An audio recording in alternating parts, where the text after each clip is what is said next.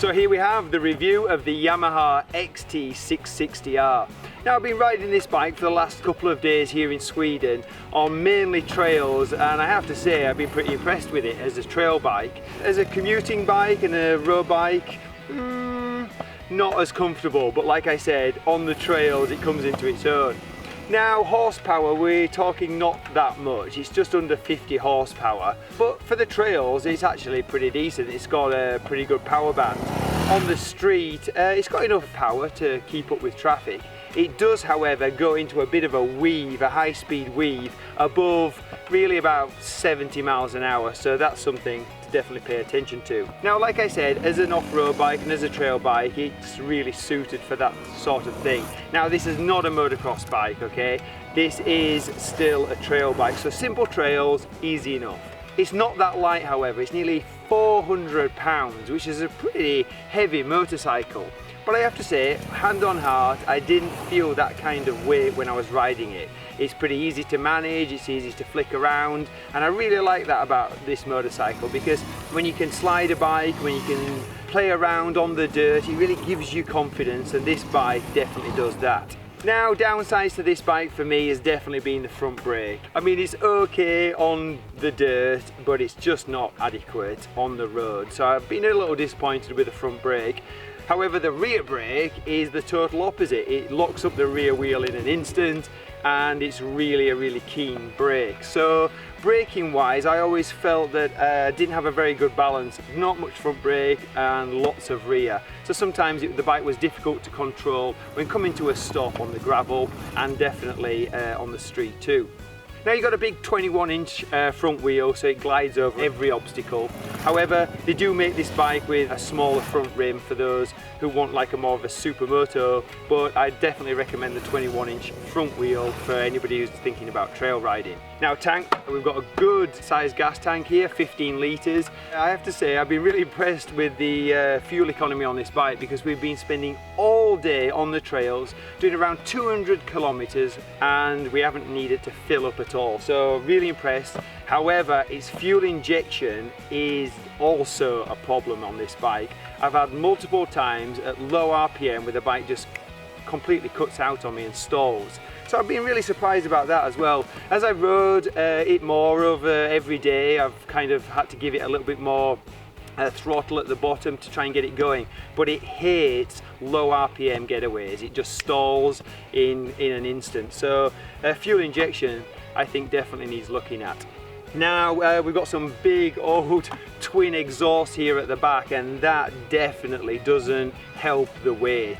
I know on this version they do a much lighter single can, and then you can get rid of this double system and a lot of weight, and that would definitely make the bike even easier to ride off-road. So trail riding, we've got a nice skid plate here on the front. However, I think I would like to see that also a little taller at the front, because we've been riding here in dry conditions and not having a problem with engine temperature.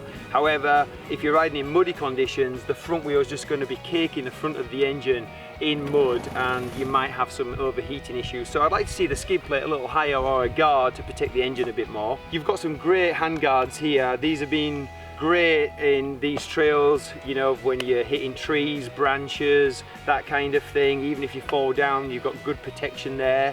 And also on cold evenings, cold start morning, it's always good to have hand guards to keep your hands warm. Now the display here is quite small. It's a little digital display, not that much information. You've got no ABS, you've got no rider modes, it's just this motorcycle.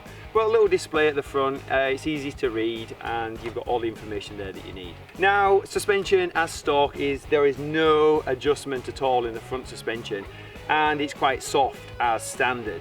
However, I didn't really see that was a problem on the trails, but that's just simple trails, not too bumpy and not too aggressive with anything. Here in Sweden, the trails have been really well graded and really well suited to this type of motorcycle. Rear suspension, not much adjustment there either, just preload. I think that with this bike it's pretty well made, but there's definitely some cheap components on it. For me, the cheap components, front brake, front and rear suspension. Other than that, it's a pretty well made motorcycle. I have been impressed of where we could take this. It's done really well on the trails, like I said. I think as a commuting bike, you definitely want a windscreen. We've had no protection from this at all. I don't even know why it's there. However, I'm sure you could get a taller screen, get some wind over your head, and that would make a huge difference to riding this on the street. Foot peg wise, we've got a big rubber foot peg here, but it's not going to provide you with much grip off-road. As soon as that gets wet, it's going to be slippy. I'd like to see a wider peg and the ability to take the rubber off and have a nice grippy metal foot peg under there that will really grip to your boots, and then you wouldn't have any problem. I haven't had big problems with my feet aching on the pegs, but I could feel that the peg for off-road just wasn't quite wide enough. So we got a nice big motocross style seat here, definitely enough protection at the front of the tank. Now where I've been sat in the saddle for the last couple of days, I haven't had too much fatigue, but we've been trail riding, and a good 70–80% of the day I've been stood on the peg, so I haven't really got to test out the seat in a normal kind of commuting environment. Usually the motocross style seats aren't that comfortable after hours and hours in the saddle. However, like I said, trail riding it's been just fine, and definitely narrow enough to stand up and feel in control of the bike. It has got some passenger grab rails here. I've had my cameraman Alex on the back at times. It's been really easy for him to get on and off the bike, which is a great plus. Riding position, sat on the bike, it's definitely towards the front. You really feel kind of quite close to the bars. It felt a little strange when I first got on the bike like that for the street. I definitely got used to it over the few days, and the bike handles really well. But it's not a street bike. Definitely if you're using tyres like we have, which is really an 80% off-road tyre, 20% for the street, you're really just using the street to get between trails. If you put different tyres on this bike, you get definitely more performance on the street. But at the moment, with these kind of knobbly tyres, it's more designed for the trail. And like I said, it works really well on the trails. I really enjoyed the bike. It's been stable on the trails. You're not going as fast trail riding as you are on the street anyway. But overall, I've been pretty impressed with the Yamaha. They don't make this bike anymore, so I'm sure you can pick one up pretty cheaply in the classifieds, and you'll have a lot of fun with it, because it's the type of motorcycle that's not going to intimidate you with power. You can gain confidence with it, and you can take it all over the place.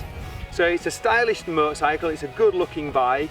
Like I said, a few cheap components on it, but overall, I'd definitely give it the thumbs up, because it's a bike that you can definitely take places.